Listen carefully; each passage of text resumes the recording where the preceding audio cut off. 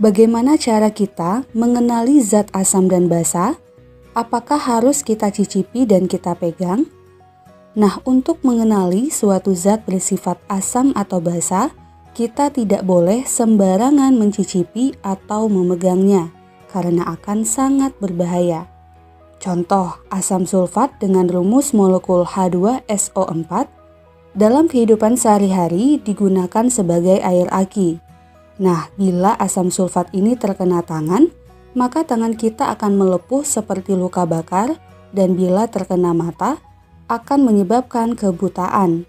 Contoh lain, natrium hidroksida dengan rumus molekul NaOH banyak digunakan untuk membersihkan saluran air bak cuci, yang apabila terkena tangan, akan terasa licin dan gatal-gatal, serta tangan mudah terluka atau teriritasi. Nah, maka bagaimana cara kita mengidentifikasi suatu zat bersifat asam atau basa?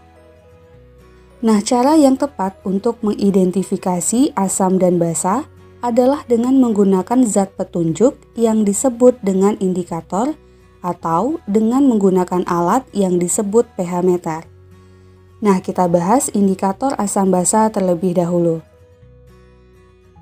Indikator asam basa adalah zat yang dapat memberikan warna berbeda dalam lingkungan asam dan basa. Nah, ada beberapa indikator yang bisa kita gunakan untuk mengidentifikasi asam dan basa, yaitu kertas lakmus, indikator universal yang bisa berupa kertas strip dan indikator larutan, serta indikator alami yang bisa diperoleh dari tanaman di sekitar kita.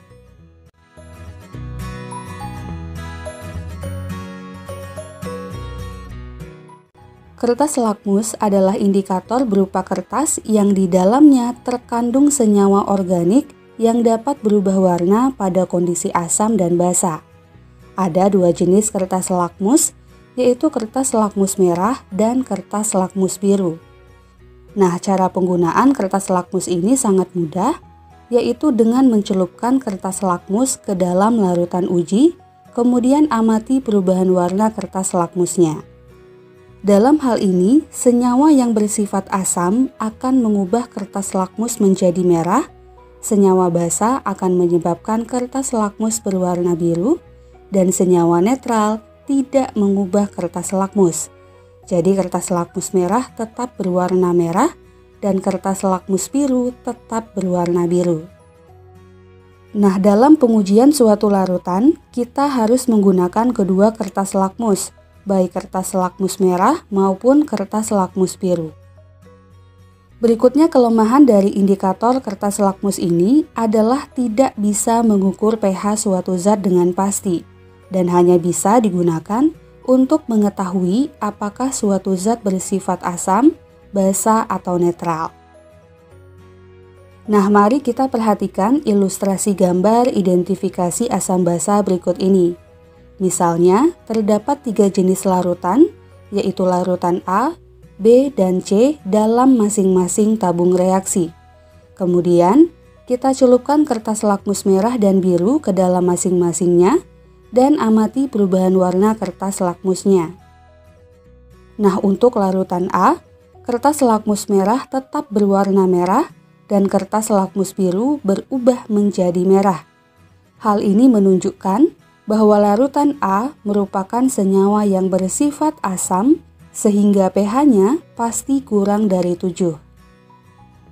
Kemudian untuk larutan B, kertas lakmus merah berubah menjadi berwarna biru dan kertas lakmus biru tetap berwarna biru. Nah, hal ini menunjukkan bahwa larutan B merupakan senyawa basa sehingga pH-nya pasti lebih dari 7. Selanjutnya untuk larutan C, kedua kertas lakmus yang kita gunakan tidak berubah warna, di mana kertas lakmus merah tetap berwarna merah dan kertas lakmus biru tetap berwarna biru. Nah, hal ini menunjukkan bahwa larutan C merupakan senyawa netral, sehingga pH-nya adalah 7.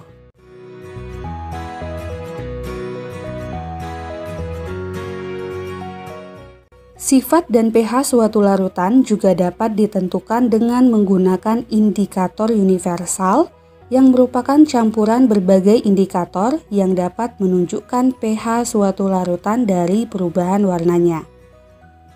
Nah, indikator universal ini ada dua jenis, yaitu indikator universal berbentuk kertas strip dan indikator berupa larutan.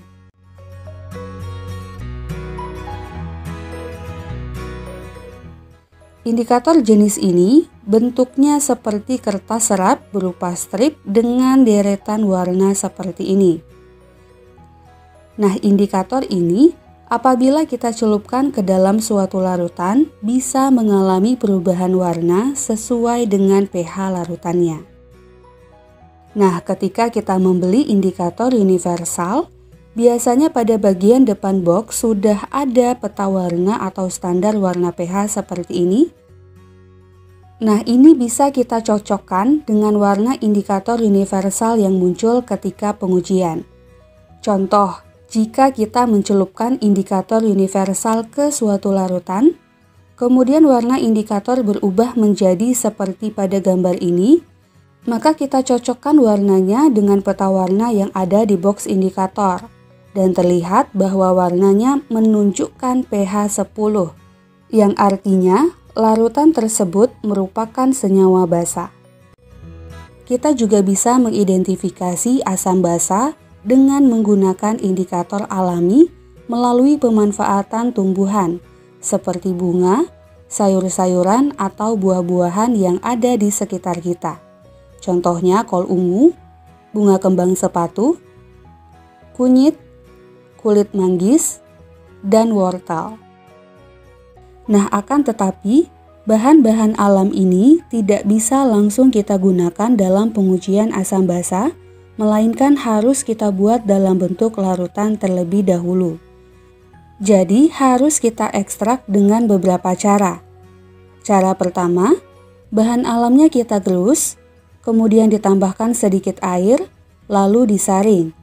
Cara yang kedua, rebus atau rendam bahan alam dalam air panas hingga menghasilkan larutan berwarna, kemudian dinginkan dan saring. Nah, ekstrak yang kita dapatkan ini kemudian kita teteskan dengan larutan asam atau basa yang ingin kita uji. Pertanyaannya, apakah semua tumbuh-tumbuhan seperti sayuran dan buah-buahan bisa kita jadikan sebagai indikator asam basa? Nah, jawabannya adalah tidak. Bahan alam yang bisa kita gunakan sebagai indikator asam basa hanyalah bahan alam yang menunjukkan warna berbeda dalam lingkungan asam, basa, dan netral.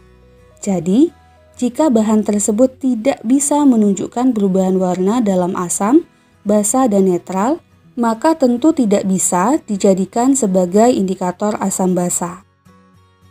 Berikutnya, indikator alam ini tentunya memiliki kelemahan bila dibandingkan dengan indikator sintesis, yaitu perubahan warna yang dihasilkan tidak stabil.